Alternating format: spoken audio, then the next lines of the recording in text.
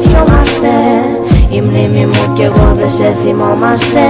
Κάνε ένα καλό για τον κόσμο και σώπασε. Τι στενόμυαλε, γνωριζόμαστε.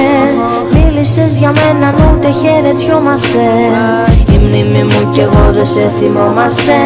Κάνε ένα καλό για τον κόσμο και σώπασε. Αν έλεγα να ζωγραφίσω κάτι άσχημο, μάλιστα εσένα θα φτιάχνα και θα παίρνα άριστα.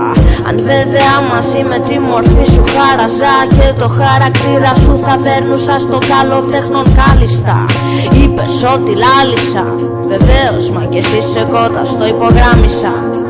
Με λίγα λόγια θα περάσουμε ευχάριστα. Θα ξυπνήσω και τον κόσμο να δει πως σε γάμισα.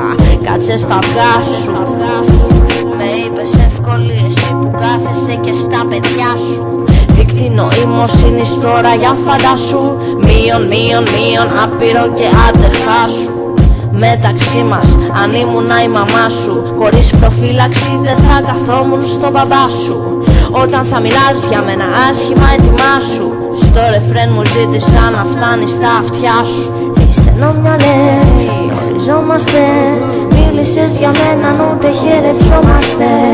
Η μνήμη μου κι εγώ δεν σε θυμόμαστε. Κάνε ένα καλό για τον κόσμο και σώπασε. Τι στενόμυαλε, γνωριζόμαστε. Μίλησες για μένα, ούτε χαιρετιόμαστε. Η μνήμη μου κι εγώ δεν σε θυμόμαστε. Κάνε ένα καλό για τον κόσμο και σώπασε.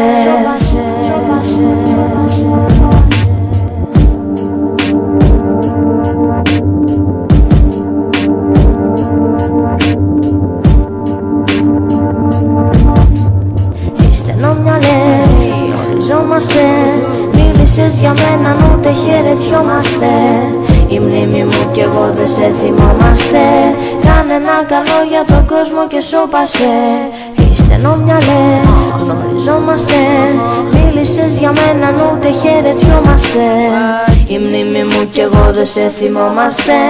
Κάνε ένα καλό για τον κόσμο και σώπασε.